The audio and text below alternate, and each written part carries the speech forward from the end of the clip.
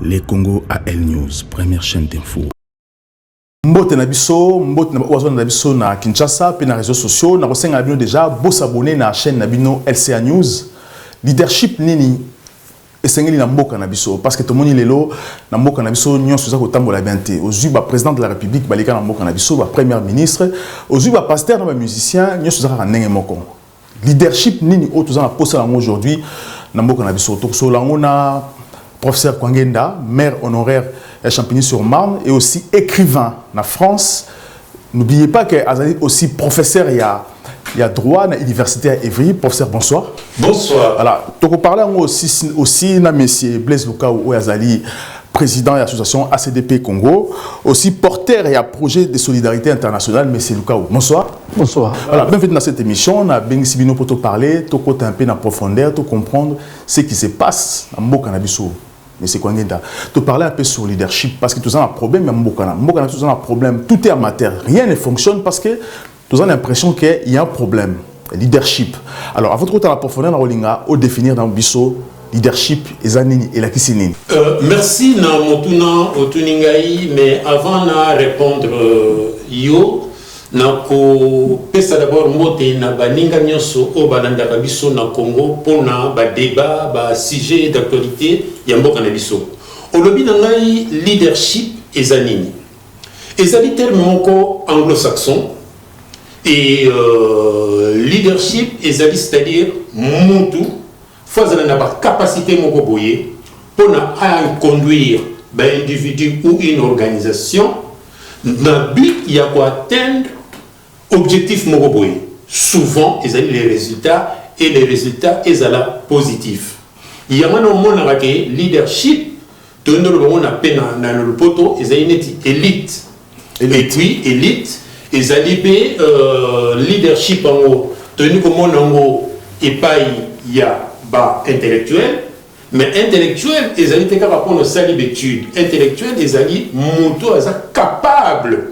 Il y a coupé sa réponse là où ça ne va pas. C'est-à-dire que les intellectuels éclairent la société. Or, nous avons ce qu'on s'est constat, on s'est diagnostic, aux hommes que leadership a échoué. Que ce soit acteur politique, a échoué, que ce soit lobby, musicien, pasteur, non, acteur, opérateur économique aussi. Opérateur économique, acteur, la société, a échoué. Pourquoi a échoué? Parce que pour améliorer la situation, les gens sont dans la pauvreté, misère, il n'y a pas les athées, courir transport pas si mal rémunéré. C'est ça, on va bien marquer échec, il y a leadership, il y a maintenant discuter de l'eau pour voir comment est-ce qu'on peut faire pour sortir de l'échec et tout restaurer, réhabiliter ce qu'on attend par leadership. Et c'est le cas où, dans le Congo aujourd'hui, est-ce que tout ça, le leadership, dans le Congo Kinshasa? Merci de nous repasser la parole. Dans le Congo actuellement, dans le domaine surtout, leadership basali. Mais leadership, na niveau ya État. Niveau État, pour passer à niveau, leadership, niveau entreprise. Niveau de musicien, Kofi, Nani, Fali, leader, na domaine na bango pour clairer domaine na bango, même musicien, tellement ko impacté non seulement au niveau mboka, même au niveau libanda. Mais na cadre mboka sikoyo, on leadership d'État. Au bazar na niveau siko ki ya kukunza mboka za na tête ya mboka structuré ouais après sa vision d'état bango ne mutu bazati on a osé parler au sommet de l'état ou bien na organisation sur mboka na organisation mboka na bité na ba niveau ya privé bazar na bango mais bazo fonctionner bien parce que bango bazar la même image bango bazo fonctionner dans la politique, dans l'entreprise, tout parce que pareil, dans l'église, non, ça va fonctionner par rapport à la condition politique, la situation à Mboka Nenge de Tambola. Ça va réussir dans Nenge Nabango. Mais si quoi, il faut pas réussir ma casse, il faut pas l'éclairer. Ah, on est dit topé ça n'est bactère, n'est pas Johnny Hallyday. Pourquoi m'attaquer ma casse parce que bazaki na ba leader ya oya ita bazaki makasi. Ça veut dire que visibilité na bango et pesa bango ba mona na musika bazala plus valoriser et non seulement ba porter plus na mboka na bango. Pour bossa na te que bato bazo sala ba misala ya culture ba musicien banani ba jouer rôle makasi pour na mboka. To monika ba Saint-Tropez. Et comment le ba makasi ça banani ba Louis de Finesse, ba Brigitte Bardot, ba nini à Monaco, ba Prince Grace. Donc on sent que bactères banani ba même rebelle ba ça makasi dans niveau na bango na ndenge ba congolais to bi ke ba congolais ba luambo banani ba sala ilo makasi yango ba parla ba congolais niveau libanda papa wemba c'était le bon leader. Bah ça va leader bien ça je n'ai pas le contraire parce que quand on parlait sur Johnny leader ba lui de finesse mais au moins ba qui ba leader moko positif au ba qui ba bureau moko très efficace geste ba ko comment ko gérer ko se gérer aussi ba tika qui gestion na mon pas bato ba yebi musala alors que pas na biso bactère na biso ba politicien ba musicien tika pas ba comme on dit, dans le Congo, la bureauté, tous ces gestes, c'est ma poche dans le professeur. Oui, merci. Moi, je pense que maintenant, nous devons définir d'une manière générale le leadership. Maintenant, Tomeka, Kotala, leadership, on a des niveaux. On a des niveaux, c'est-à-dire qu'il y a la République, c'est-à-dire mission de l'État, et la vie privée. La vie privée, tout ça, la bactérie rébellée. La bactérie rébellée, on a un niveau culturel. Tout ça, on a leadership. Tout ça, le leadership, par exemple, le niveau musique, ce sont les ambassadeurs, il y a culture Nepsulingala. Mais par contre, leadership est en question parce que tant qu'on a beaucoup formé la succession exaltée, d'où problématique il y a leadership, na gestion de leadership, na continuité dans nous. Mais ce qui nous intéresse aujourd'hui, na niveau il y a République. La République c'est quoi? Res veut dire chose, affaire, et public veut dire public. Donc République, la gestion de la chose publique. C'est là où maintenant, impulsion, il a fallu être dans la République pour na ekambasikoyo, bactère privé, batunions. Mais toujours mon amour sikoyo, que na niveau de leadership égalité, pourquoi? Parce que, les intellectuels ont échoué. Ont échoué dans le sens, ce sont les élites, ce sont des leaders aussi. Ils ont échoué parce que, la mission, il y a pour éclairer la société, pour nous faire ça. La solution na dysfonctionnement de la société, toujours on a voté. C'est la raison pour laquelle, au Congo, même la statistique, les Congo Zakaka, les derniers de la classe. Et ça qu'on interroger, bateau, batangate, au basali censé, il y a quoi apporter lumière dans la société. Et c'est la raison pour laquelle, ce qu'on a bien, dans le niveau, il y a leadership d'État, ce qui c'est basé sur Rwanda, au Congo, on a l'élo, il faut revoir la notion de l'État. Toyebi, signification de l'État. Déjà, l'État, on est défaillant.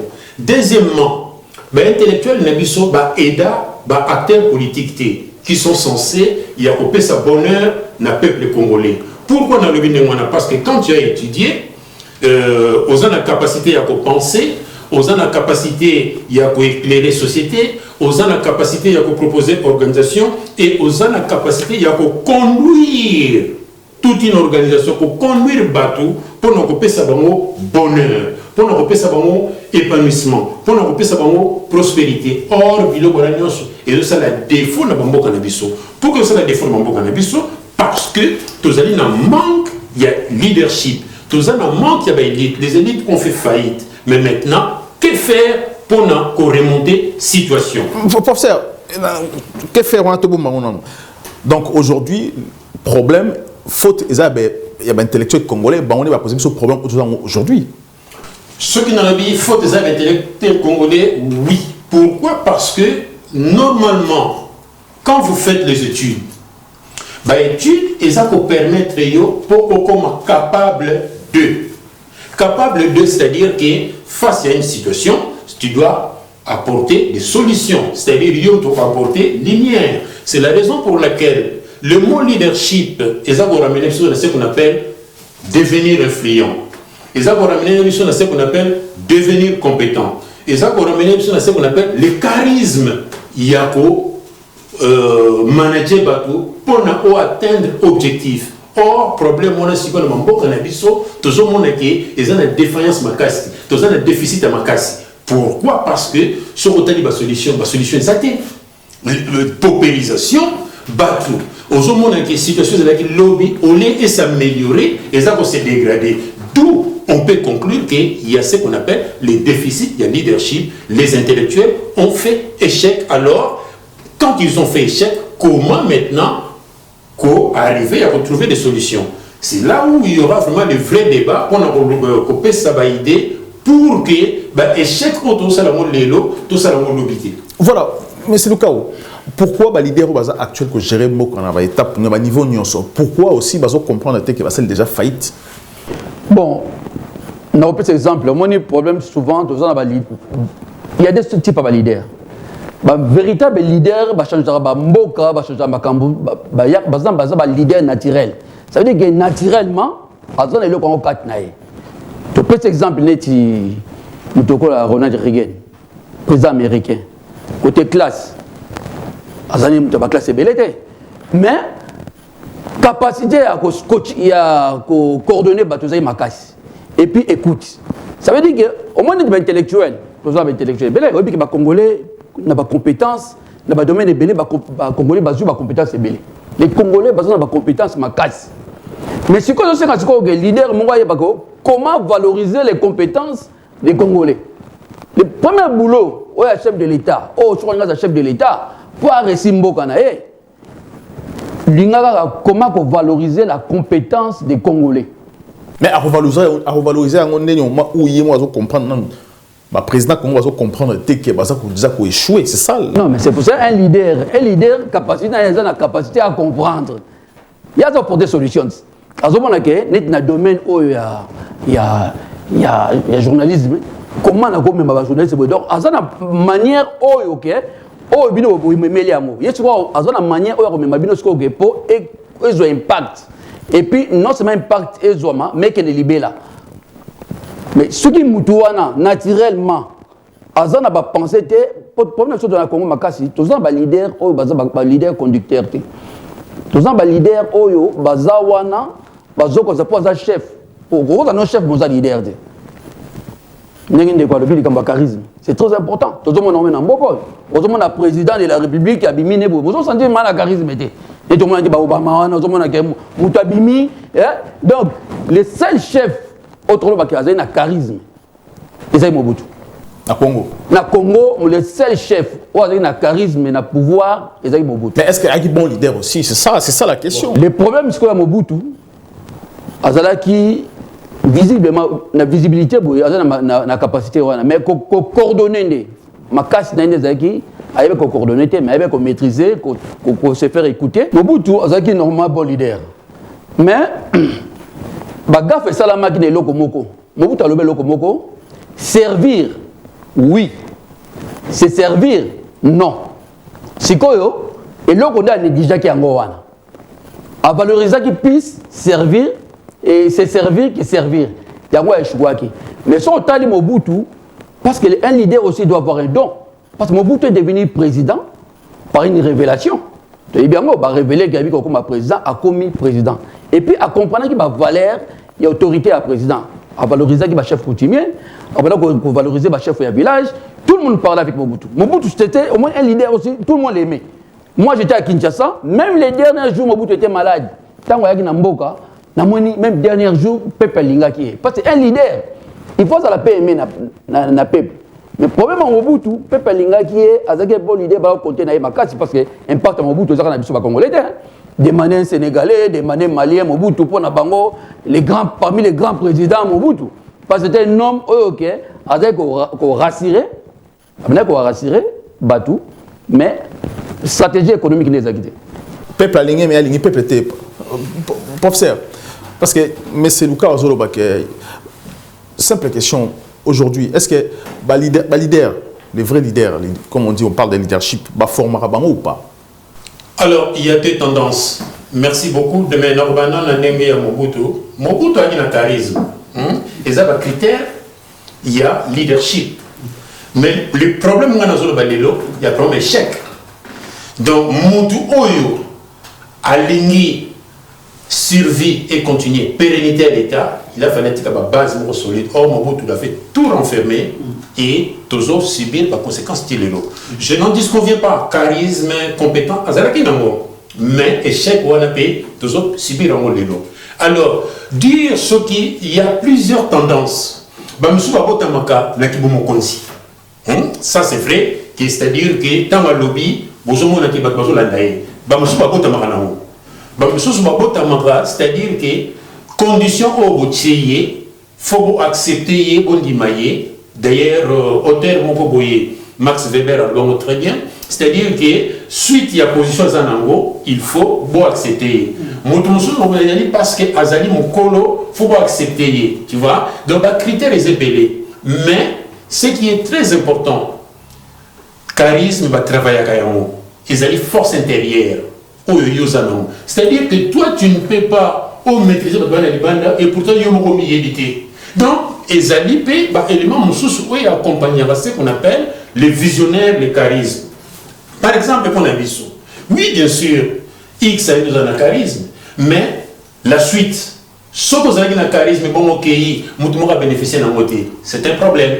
Donc, c'est la raison pour laquelle na RDC, par exemple, pour nos zones Mambo Canabiso, a été détruit par la médiocrité.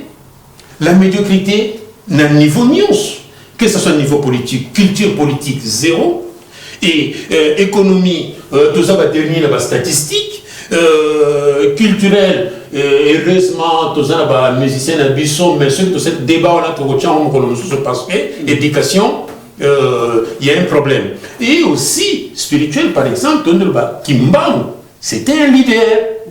Vous voyez, Kimbangu, c'était un leader. Dans le niveau dans le lobby politique, économique, dans le niveau il y a spiritualité, Kimbangu, c'était un leader. C'est la raison pour laquelle, moi, je pense que les sociologues, les psychologues ont analysé la société avec une pyramide.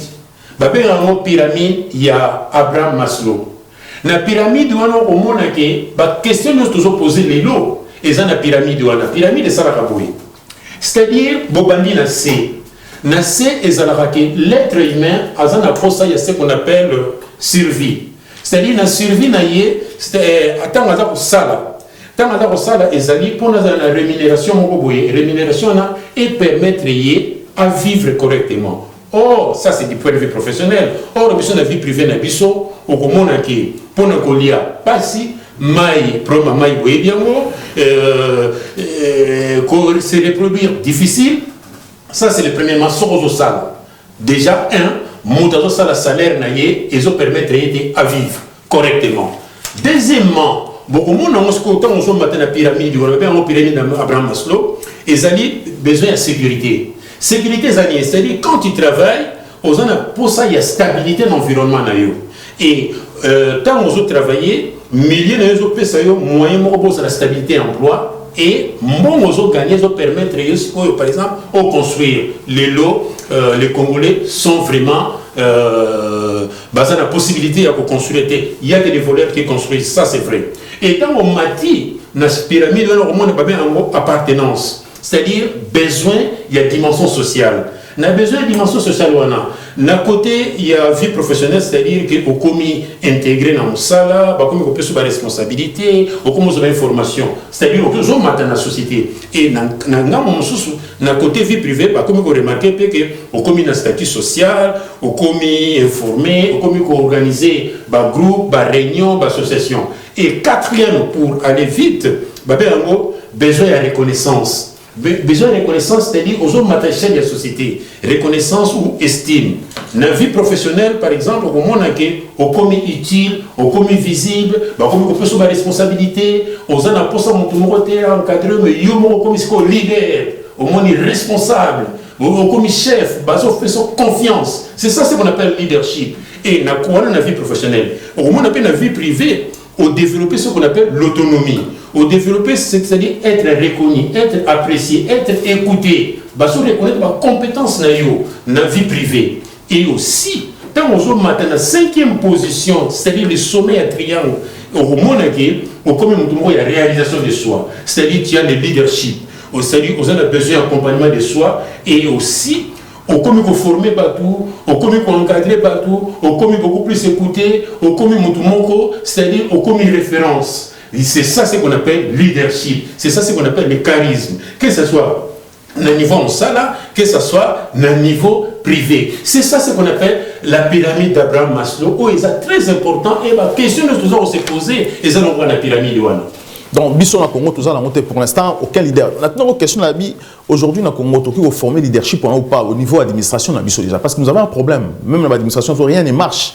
La politique, que ce soit l'administration, rien ne marche. Il y a possibilité de former les leaders ou l'administration à Congo, ou l'entreprise encore, il y a l'État Congo. Il y a des gens au moins, na mboka, toi, c'est un principe.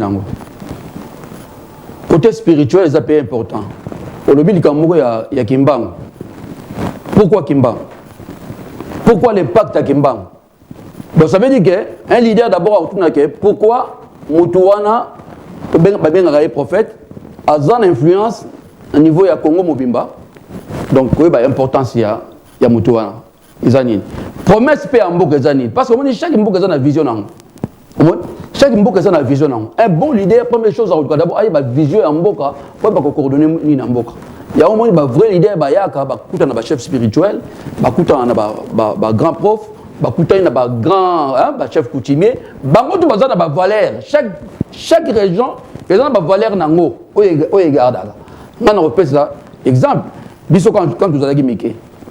Quand vous avez Mickey, bon, vous avez la région, il y a Manianga. Toujours Mickey, toujours Mindele, Congo central. Congo central. Non, Mwinda moko ezalaka na kotamboka na bino. Comprendre? Sikoyo, babi Mwinda wana il faut bosala tout Mwinda nepela. Bon, Mwinda na tuengo lobani. Donc ça veut dire que ils ont un principe moko oyo keza spirituel to kolongola ngote. Il faut que le monde marche dans la dimension spirituelle. Non, quand tu te pardonnes, il y a une vision, il y a quoi à c'est ça. Bon, en réalité, la vision automobile dans le Congo central, il y a des témoignages qui pour les quelques Yuda, dans le temps, il y a des moké, il y a des moké, il y a des moké, là, tout le monde dit que non. Parce que Mboka éclairaka. Il faut lumière pour éclairer Mboka. Pour éclairer Mboka, il faut que quels sont les principes nango et qui est la personne qu'il faut aussi. Parce que ça compte. Hein? Au moins même dans la Bible, dans telle situation, tu as Lévi. Dans telle situation, tu as Jida. Donc, l'ethnie, ça joue beaucoup. Si on comprend le développement Mboka, il faut que on a des critères très importants. Tout le monde aux États-Unis, la majorité des présidents sont néerlandais, irlandais. Majorité. Donc, ça va principe que nous avons négligé. Nous avons fait ça, mais nous sommes capables de faire ça. Tout le monde est Mboka, les gens sont tambola, donc l'aiguille. Nous avons 4 langues. Kikongo, Lingala, Swahili, Nachiluba. Tout le monde est aiguille et eboui. Et vous êtes au Congo, vous êtes au Bangala. Et Bangala, et qui est au Swahili. Les lots, et qui est au Luba. Donc, si on a un bilan, il y a pas de tout. Pour vous avez un bon leader, les paramètres, il faut qu'on réfléchisse. Les gens minimiser comment on inutilité. Parce que il y a des domaines où on a été. C'est très difficile de comprendre. Parce que Mboka, ils ont une puissance, ils ont bloqué. Il faut comprendre la puissance, comment on délivrer. Parce que tu as vu Mboka, tout le monde est battu mingi. Pourquoi tu vas aussi Mbakis? Au sentiment que le marché n'est bien. Mais pouvoir à sorcellerie. Vous avez échoué pour pouvoir à sorcellerie et faire échouer ça. Donc ça, tu témoignage, tu es bien correct. Donc tu as vu que leader, il y a trop de combats, mais il faut comprendre les paramètres belés. Et puis, il faut comprendre que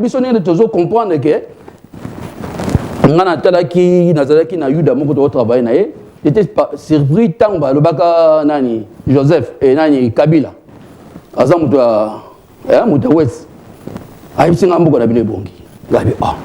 Comment Yuda il y a un délai pour faire un temps en boutou, tant on a bien un blaze. Nagi présent à Congo central, bon ami bon. Mais makambo to kono moi. Oui na poto to ka ngabi. Ça veut dire que bon conduire bon samboka et ça na batu oyo basimba yango. Donc mutona biso que bon vrai leader à Congo mais pas Congo. Leader national doit porter vision au Toyoka. Et puis les oyo atala ki reportage mo de talaka, mbala Zakari pas répéter moi le week-end. Tant au roi yaka, roi Bodo yaka. Mutu mo kaloni asalaka. Azoka nini? Sabre ya roi. Alobi tout ni batamboka baké na mboka batabino vraie indépendance isa ça brawan donc tous allons qui coloniser na commandement tous pouvoir à commandement mais si le pouvoir à commandement obi to négligemment bébélé yango tam sous toujours avancer to négligemment bébélé na vie sur le temps ba bible ba biloko ba dini ezali tu vois que ba respecter ba biloko tu ba prophétie hein biloko mo ba vision c'est très important les lo oyo to pesi na cadre bien kimbangu bata poto ba ya boyete de to lo bato za na poto mais alors pas déjà que bana na biso tu vois donc prophétie ça toujours angle donc ça veut dire que quand on dit quelque chose que par exemple soit aussi manemboka à réussir parce que beaucoup de mboka soit en côté il faut son ou pas chef coutumier parce que lobby il faut vision il faut comprendre comment bateau baza ba sage ba comprendre que non na moment au pomboka e bonga toluka et si kanini oyo bango baza apte oyo ke bokonzi mboka za bango parce que moni ba biloko bokonzi mboka za teka ke o naza mayele et tout ça non eza ba critère na ngo na moment mo que non na moment où il faut un tel azala soki un tel na moment te eza passe autant on est ba Hitler ba mata au mona uta niveau mo assez en matière rapide ozo comprendre pourquoi on tourne na moment na to boni ba risque na problème autant mboka kitaki batali baluki ba to zo moto yo ya kremlin bazo Poutine pambate to moni en sosu Lumumba azaki l'influence makasi ezaki plus que le Kasavubu mais pourquoi Adimaki ya sa premier ministre ba paramètres rebelle to moni yango ba chombe Moïse Chombe asali que fort abima mais malgré ça a kokité pourquoi parce que le konja mboka epesa mela ki ete oyebi na solo la ki ba disomo to salaga ya biloko moko eza to bango simple mais décision so otuni batu ya bakongo baye bango balobi na nini musée ayi azwi pouvoir bayebisi ke yaka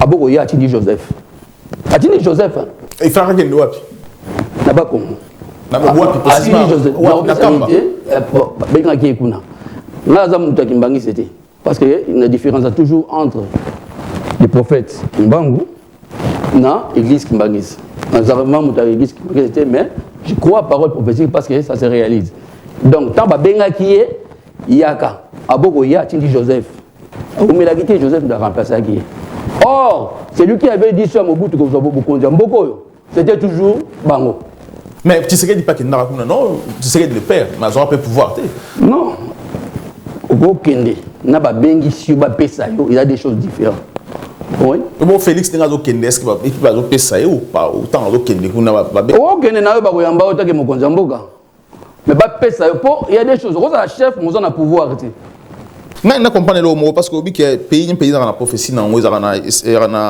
na vision na ngo alors vision Congo pour ngo bango il faut ça la neni pour président que vision Congo zali parce que obi que vision Congo vision mboka tout les na ba ko na ngo bango vision mboka et vision mboka ouais vision mboka sur Congo toujours ba leader il faut comprendre ba compétence ba congolais baza ko éclairer pas bazo bima bazo pesa mo valeur mo boy baza c'est un peuple qui est respecté Congolais ont mais sont Malibanda, ils ont moins dignité dans les mots. Donc ça veut dire que les compétences, il faut mettre en valeur pour comprendre les Congo. Ça se voit. Les hommes ont des compétences. Talent de Kondengé, les lots. Botamina Congo, les lots Awa, maire, la ville, Yamoundele. Qui pouvait penser à ça? Qui pouvait penser à ça? Donc, par exemple, il y a Martin Luther King. Tant que le président Obama comme président, il se référer à Martin Luther King. Oh, Moutoumouindou. Hein? Donc, les paramètres sont belés. Au côté, il faut comprendre un bon chef, un bon leader, il faut comprendre quelle est la vision, la dimension spirituelle pour réveiller le peuple. C'est ça qu'on appelle le réveil. Le peuple s'est réveillé, au moins on a toute compétence. C'est ça qu'il a fait Mao. Mao, il n'a pas fait la magie. Professeur, alors comment éclairer l'État interculturel? Non, il faut éclairer l'État interculturel. Comment ça? Alors, déjà, nous avons une réponse dans le proverbe qui est Sengele, qui est dans le Congo. Sengele, la noix de palme ne reste pas noire, elle mûrit. Proverbe de l'excellent. Proverbe de l'excellent, que chacun a la possibilité de s'améliorer. Et le Résident Rabisso est fort. Au moment où pyramide on est l'accébino, au moment où on a estime de soi, au moment où on a tellement commis bien, il y a souci à rouler des sociétés, il y a relié des sociétés, à comment apprendre la langue. On sait que les autres qui tant à comment apprendre la langue.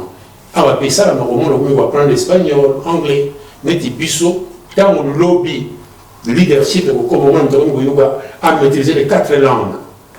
Et c'est très important pour nous montrer à sa leader, pour nous montrer à sa élite. Vous voyez? Ou à comment apprendre l'histoire en bon année, aux identités. Pourquoi ici on parle de la formation continue? Or, puis formation continue, au moment où, excusez-moi, plus nous avons comme plus nous avons comme Zoba. La capacité est à bunga.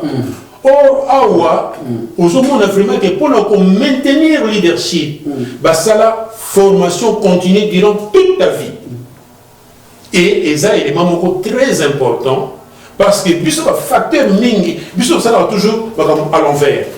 Et pourtant, plus nous avons là, plus il a fallu accompagner les pour apporter expérience dans baton sous. Cause à la leadership, sachez très bien, il y a plusieurs dimensions. Mon sous au botamine en haut, mon sous au s'acquérir en haut, n'a pas expérience, n'a pas compétence, n'a pas expérience au salle. Pourquoi ils allaient les loquer tant au salle d'études?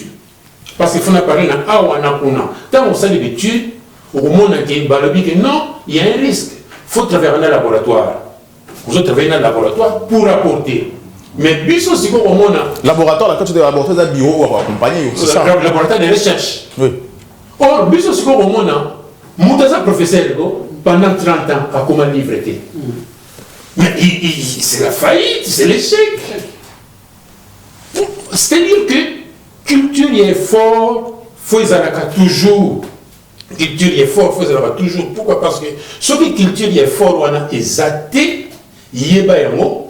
Tu peux dire que je suis leader, mais tu n'es pas leader. Parce que leader est allé monter face à la situation, à ça même la solution. C'est ce qu'on appelle capable de, compétent. Vous voyez, par exemple, quand vous parlez d'un leader, par exemple, quand tu fais la science économique, cours, c'est-à-dire histoire des faits économiques et sociaux. La histoire des faits économiques et sociaux, on a dit, la crise minière dans le Congo, on a économiste qui a mis cette théorie. Mais sur la crise minière dans le Congo, on a mis cette théorie pour s'en sortir de la crise. C'est ça la défaillance, c'est ça l'échec. C'est la raison pour laquelle moi je pense que Sénégalais, celui qui a froid s'approche du feu.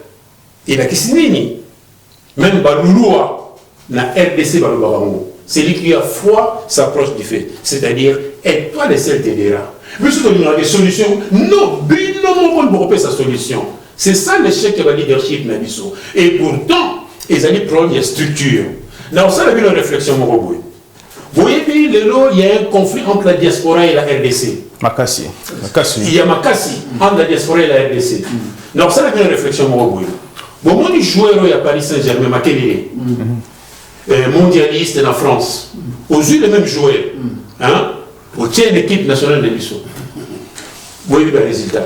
Vous voyez les résultats aussi, ils apprennent la structure. C'est la raison pour laquelle c'est un faux problème, l'élo, le diaspora, ça l'échec. Non. Mais, milliers, parce que moi, je le dis aujourd'hui, que la diaspora congolaise a réussi. Pourquoi a réussi? Naï n'a pas ça pour l'université, et j'ai des enfants qui ont des masters dans l'université. Congolais. Congolais. Donc quand les journalistes essayent de décrédibiliser la diaspora, moi je pense qu'ils allaient mal intentionnés. Parce que tout ça n'a pas d'anabiso awa. Moi j'ai enseigné pas, Nathalie, ça en a 3 universités. Permettez-moi de vous le dire, et j'ai des enfants bananabiso. Malgré que je suis discret, mais il y a et sur aucun en Belgique pareil, aucun en Angleterre pareil. Il y a la diaspora et Mboka et pour s'améliorer avec la diaspora et non de mettre dos à dos avec la diaspora. Ou on a un mauvais calcul que Nazako fait sa message à certains journalistes, cela veut dire que nous sommes ensemble pour côté de Misambo Kanabiso et leadership wana et koya l'expérience yabato awa l'expérience yabato Congo et c'est la raison pour laquelle moi je pense que ceux qui les aventuriers vont se retrouver pour bon monique pour généraliser. Non, c'est faux. Ici il y a des médecins, il y a des professeurs comme moi, il y a des élus de la République comme moi, il y a des ingénieurs aussi, il y a des ingénieurs, des journalistes et tout. Il y a tout. Mais pourquoi beaucoup de conflits dans la diaspora? C'est un faux problème. Parce que là, M. Kongé a lobby très capital. C'est vraiment très important parce que on a à Kinshasa, les politiciens à Congo, les journalistes, les politiciens peuvent sauter, les musiciens peuvent congolais, les biso peuvent sauter, ils diaboliser la diaspora. Est-ce que les Abobang et la diaspora ont place pour changer le pays, pour que ce pays forme? Est-ce que les gens ont posé un mboka et une médiocrité pour exister ou pas, M. Lukao? Bon, Makamba lobby est très important. Na batu baza na mboka. Na biso ba diaspora. Tozo bomana kaka potozanga leader d'orientation. C'est très important na mboka, ba mboka oyo, ba belge bayaka, depuis belge yaka na vision na ye, pour na RDC akenda to bengana akenda na vision na ye. Sikoyo RDC poza na vision nango, te moni mao apesi vision. Ça veut dire que ba compétence sikoyo tout mais la vision où il y a la ligne directive a pessi, maintenant on se retrouver na ba valeur où il y a ko mema mboka tamboli. Donc les comme oh tam sous ba tozo discuter na niveau ya Congo, au moins ils sont na Congo, au sentiment qu'il y a vide. Il y a vide, il y a pas un chef, il y a pas un leader qui amène ce pays. Ni na niveau ba commune, ni na niveau ba gouverneur, tu sens que na mboka, biso fa na mboka. Na mboka mo sentiment que Macron sa jeune, mais tu sens qu'ici il y a un président. Tu sens qu'il y a un leader. Tu comprends? Au sentiment que même la ville, au maire, au sentiment que c'est un leader. Mais dans le monde, tout ça, au sentiment même il y a bourgmestre sur vivre en côté. Gouverneur, tu sens qu'il y a un vide. Mais ça va conduire dans le cadre de responsable.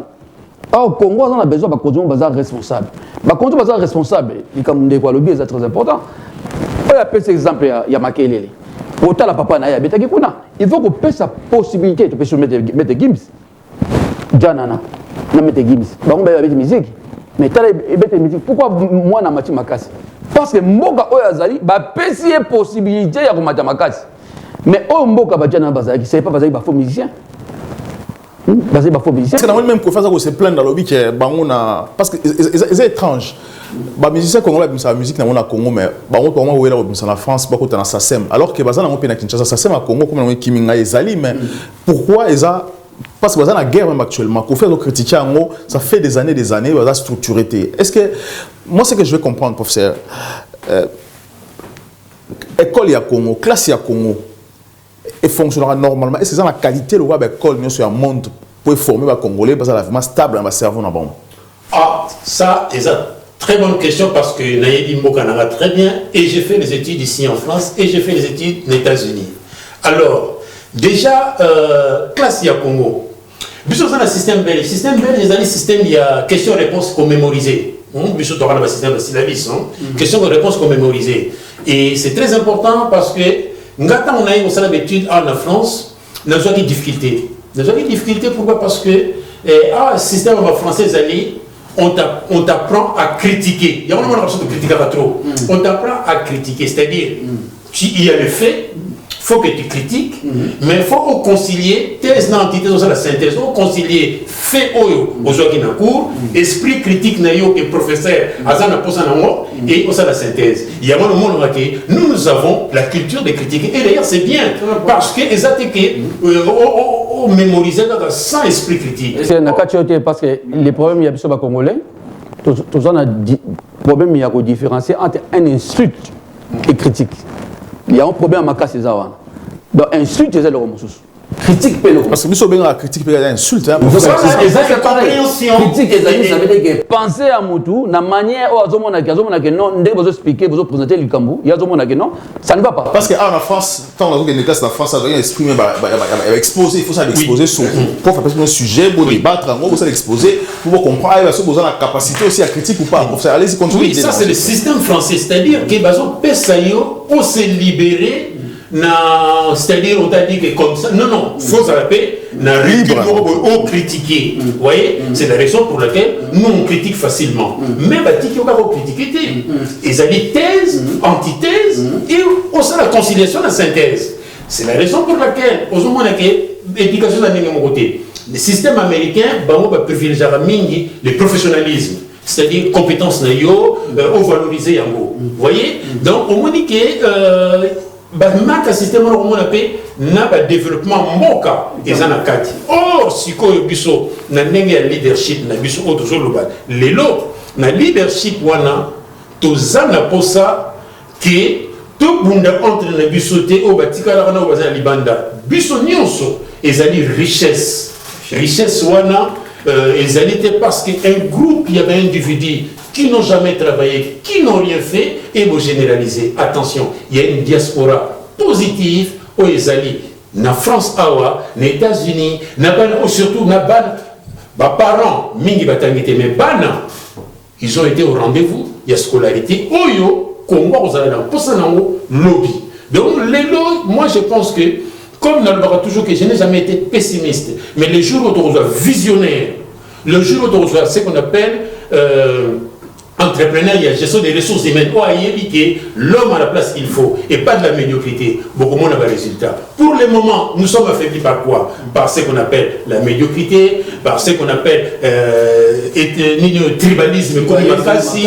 Parce que c'est la politique n'est pas tribalisme. Hein? Mais oui, bien sûr, tribalisme comme Makassi, pas la personne à la place qu'il faut, mais lobby. Le peuple a sa naïveté, à ce moment la news, l'homme va changer. L'école à Congo, on répond à la question. Alors, l'école à Congo, moi je pense que déjà, les lots sont tali, même à niveau au comment. Il y a des failles, c'est ça, ma casse. Ma faute, ma ligne. Ça, c'est vrai. Et bien sûr qu'il y a des talents aussi. Mais le vrai problème, c'est quoi aussi? Ils apprennent scolarité et corruption.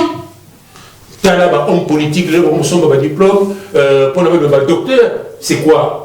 Donc, vous décrédibilisez la valeur d'études na Congo. C'est la raison pour laquelle ordre de Kotanango. Tant ordre de Kotanango, mais comment peut s'améliorer nango?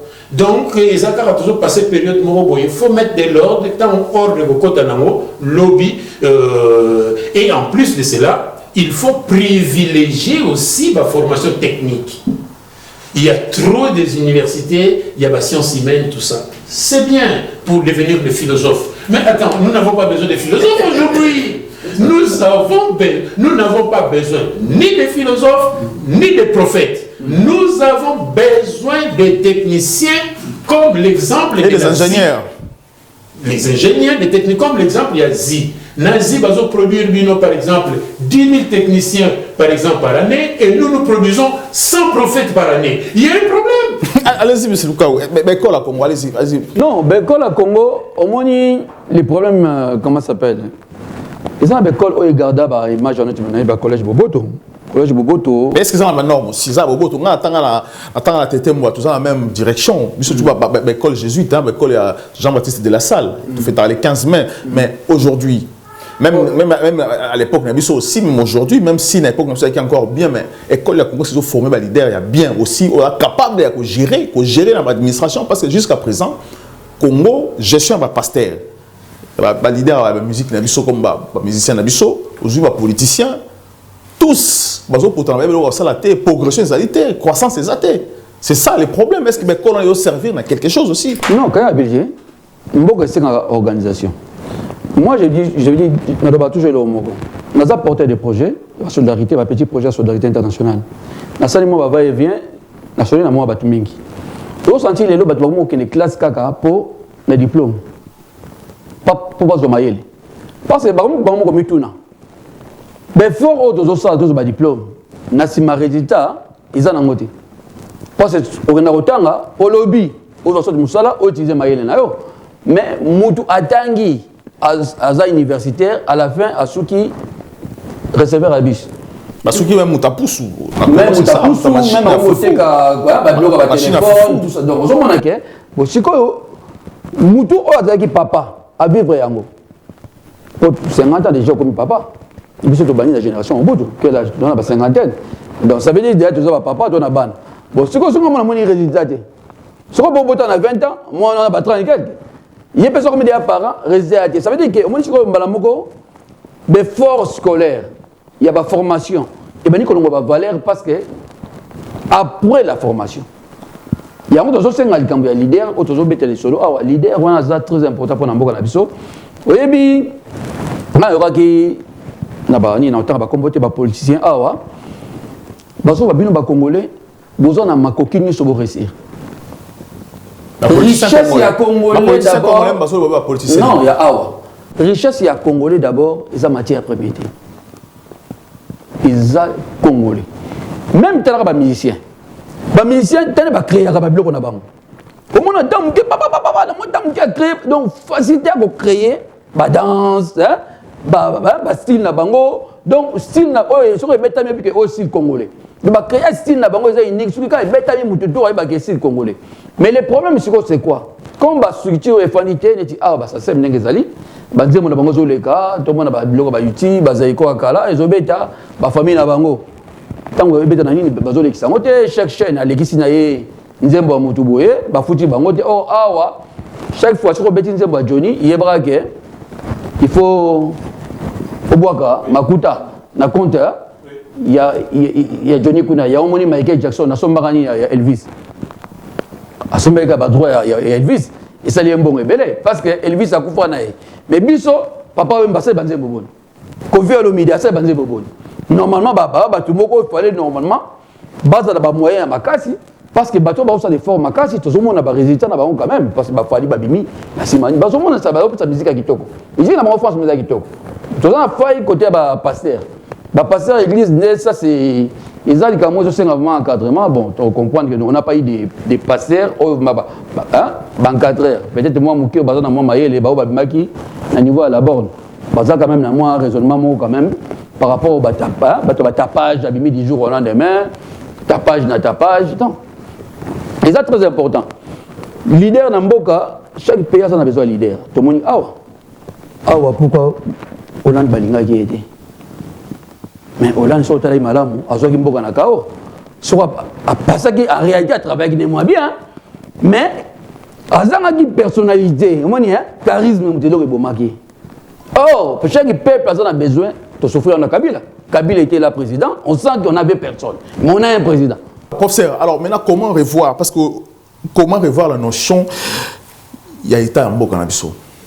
Alors, déjà au moment où on constate, on parle d'un échec, leadership et tête. Donc il y a des difficultés, mon boy. Donc pour répondre, troquez pas Bayanzi. Bayanzi na RDC, le proverbe de mon boy. Les crapauds voulant fuir la pluie est tombé dans l'eau. Proverbe de l'exénie. Il a dit en fuyant une difficulté, on tombe dans une autre. Donc nous sommes obligés de parler de la difficulté en mot surtout qui m'a de parler que pour le moment, leadership a zaté. Alors, leadership on a oyo akoya lobby pour na kamba moka oyebi basonge ba lo bagelo ko boye que ils appellent proverbe la nourriture même préparée par ta mère peut s'abîmer et là qu'ici dans ça la réflexion parce qu'il faut aux gens la culture en moka il a qu'ici que même la faute d'un proche doit être critiquée et ça basonge na bango. Donc, les lots, l'union bactère politique dans le pays, et simité, tous un échec, parce que l'autre côté, tous un aposa, les lots. Par exemple, pour le moment, l'urgence c'est quoi? L'union bactère est compétent. On peut organiser des séminaires. On peut organiser des séminaires, de leur apprendre qu'est-ce qu'on attend par la gestion de la chose publique. La sphère privé et l'aspect public, et ça, on peut organiser des formations sur ce qu'on appelle l'éthique des responsabilités, l'éthique des convictions. Et ça, c'était parce que moi, j'ai fait 18 ans en tant qu'élu en France, mais toujours on était en formation. Donc il faut prévoir des séminaires. Pour former l'élite, ça c'est la proposition. Mais rien n'est trop tard, on peut les former. C'est-à-dire, une semaine, une semaine, formation. Parce que tu fais ce qu'on appelle la formation continue.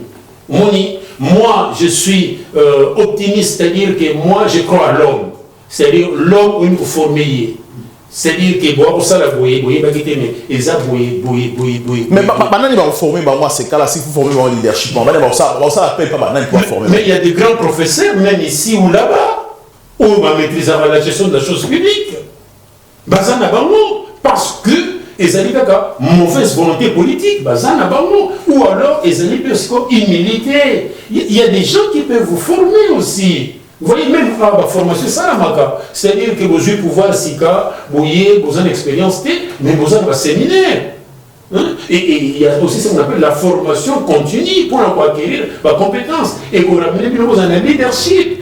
Voilà une petite solution qu'on a apportée déjà parce que ceux qui le pouvoir et que non. Ce qu'on a le pouvoir, il faut bosser dur. Il faut bosser dur parce qu'on attend de toi des résultats. Deuxième conseil. Dans la culture, il faut rendre compte. Or, quand tu es dans les responsabilités, il faut rendre compte. Moi, je peux vous donner un exemple. Nazala, président de l'Office de tourisme, en France, la ville, avec un budget énorme. Mais comment ça se passait? Chaque 3 mois, on avait ce qu'on appelle conseil d'administration. Le conseil d'administration, on a une activité, on a un conseil d'activité politique, on a une salle, on a montagne et bénéfice.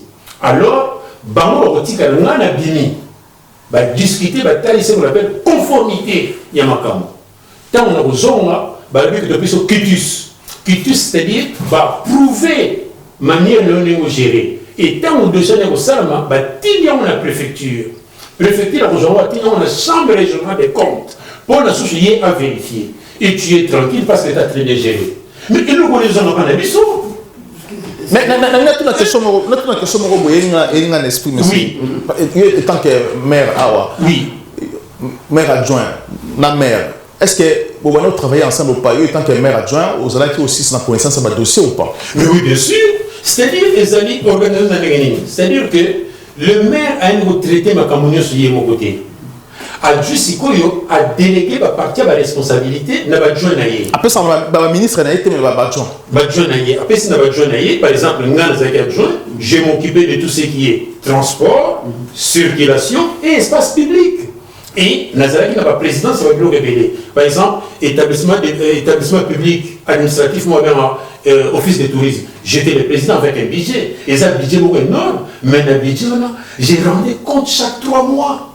Il y avait ce qu'on appelle le conseil d'administration. Et pourquoi pas la culture en les parce que tout ça. Surtout même la culture pour ne pas changer, savoir rendre compte. Parce que pardon, on a un problème au Congo, parce que, excusez-moi, vous m'en sur le parole, on a un problème au Congo, maire à ville à Kinshasa, Ngobilana adjoint naïe, il y a un problème que adjoint, il n'a pas de, comment dirais-je, il a fonctionné. Aza vice-gouverneur, mais la fonction parce que au privé, parce que par la pour gouverneur, il y a une fonction, il faut exécuter tout. On a tiré le chantier. Donc c'est l'inverse. C'est pas le cas. Non, c'est l'inverse. Par exemple, Bissonnaville, par exemple, Champigny, c'est la 3e grande ville. Il y a le département 94. C'est-à-dire que d'ailleurs, combat entre Bisson et Bissot collègues. Ils ont accueilli un budget, plus un budget, plus une marge de manœuvre, il y a pour réunir ma casse. Donc on va combattre les armes partout dans la politique. Mais attention, quand on a un enveloppe, ils ont des divisions de pays, ils ont des divisions de pays, on confond le bien public au bien privé. C'est-à-dire qu'on a un enveloppe, sachez-le très bien, Chambre régionale des comptes, parce qu'il va décentraliser le pouvoir, Cour des comptes des alliés, va décentraliser la Chambre régionale des comptes, à vérifier que le dossier nous après conseil d'administration de la préfecture. Il y a oui, exactement, tout ça, on peut tenir au reprocher. Et nous, c'est quoi? Au-delà, il y a répartition de pouvoir entre gouverneur et vice-gouverneur. Bisson a pays. Le problème, c'est quoi? Par exemple, Ville à Kinshasa. Tu as 30 secondes. Par exemple, Ville à Kinshasa, il a fallu déléguer ma compétence dans la sous-région pour ils ont un poids mon cité, mais ils ont parlé sur la décentralisation dans les jours à venir parce que ça nous fait défaut aussi. Allez-y, M. Boukawa, allez-y, tirez la parole. Bon, on a qui dans le cadre de la formation. Oui, dans le cadre de la formation, je crois que vous avez déjà, tant aux en Congolais d'origine, vous avez des compétences politiques, vous avez comment vous avez réussi pour avoir une carte. Si c'est mis à Saleli, à Koutia, on a carte. Donc, trois systèmes, parce que biso tout copier kaka. Ah, en France, mais il faut copier aussi leur méthode. Système, il y a fonctionnement. Et le Oyo, il y a ma mère, il y a un maire adjoint, mais il y a un maire adjoint de mon côté. Il y a un maire adjoint par chaque secteur. Il y a un logement, il y a une habitation, il y a un secteur. Donc, c'est ça. Déjà, même surpris que nous avons un vice-gouverneur, se plaindre. Ça veut dire qu'ils ont utilisé un terme. Parce que vice-gouverneur, pourquoi il faut changer? Quelle responsabilité faut topper ça? Donc, il y a un problème, il y a un raisonnement politique. Réflexion politique, les gens ne comprennent pas au juste ce qu'est. Qu'est-ce que la politique? Bon, tu dois confondre que moi PDG, moi patron, moi bord, il y a différence. Mais là, la question, comment tu peux reconnaître un vrai leader dans le un vrai leader, il y a un séminaire, il faut ça, peuple possibilité, il y a un débat. Le débat, il faut ça. Il faut ça. Mais je sens quand même matière ezali. Mais bino boningi mutua comme ani ezali pour corrompre battu. Or, pour me développer, il faut la matière. Il faut la matière pour à travers matière on faut transformer la situation pour apporter. Mais si on a la matière, comment voulez-vous apporter? Tu vas depuis Mobutu, tu vas autant non pas combattre, autant pas combattre, pas combattre tu es pas ça va beaucoup mais c'est pas ça va rien. Pourquoi? Parce que c'est un ami, c'est encouragé. Mais comment faire maintenant pour changer aussi, pour changer un peu aussi classe, et je peux place. Ce que tu sais que les lots étant président de la République, ils comprendre que Mboka Oyo, toutefois, pèse système, a pèse ma position alliée. Ça veut dire que Oyo tout homme politique, la discussion politique entre Bango, on attend au pèse au mingité. Donc, à ce qu'on attend, ceux qui même manigaient ça, la dernière fois, à ça, il y a police de contrôle, parce qu'il faut police de contrôle. Ok, et bien, on contrôler, autre responsable politique. Et puis, sur base de la possibilité de Bango. Et puis, ça a la responsabilité que Moutou, il y a des choses à signer pour ce. Comment on peut comprendre les caméras? Nani a directeur à la présidence, Azumou rebelle néwa. Mais comment on est les gars qui. Comment on est sécurisé? Voilà, allez-y. 30 secondes avant de cette émission, clore cette émission. Alors, moi je pense qu'au-delà de tout ce qu'on peut dire, mauvaise troupe est raté. On a seulement besoin d'un général pour appeler sa vision de la société. Quand on appelle sa vision de la société, on commence un leadership, on a même un niveau, il y a sphère publique, même un niveau, il y a sphère privée. Pourquoi la sphère privée? Ils ont encore mis côté. 30 secondes. Il y a pour respecter, on a moga et mat, combattre la corruption, combattre la médiocrité, et au moment où lobby côté de Manaron. Changeons de mentalité. Merci beaucoup, professeur Kongela. Je rappelle que vous êtes universitaire, écrivain, aussi maître honoré à Champigny-sur-Marne. Merci aussi à M. Blaise Oukaou. Je rappelle que vous êtes président de l'association ACDP Congo et aussi porteur et à projet Solidarité Internationale. Oui, allez-y. Oui, voici le livre que je viens de publier. Voilà. On a 7 langues. Commerce international, oui, à professeur Kongenda, Amazon, et puis Amazon, c'est partout au monde. Voilà, partout au monde. Commerce international, traduit en 7 langues. En 7 langues. Voilà, merci d'avoir cette émission. Vous s'abonner, vous partager. À très bientôt. Les Congo AL News, première chaîne d'info.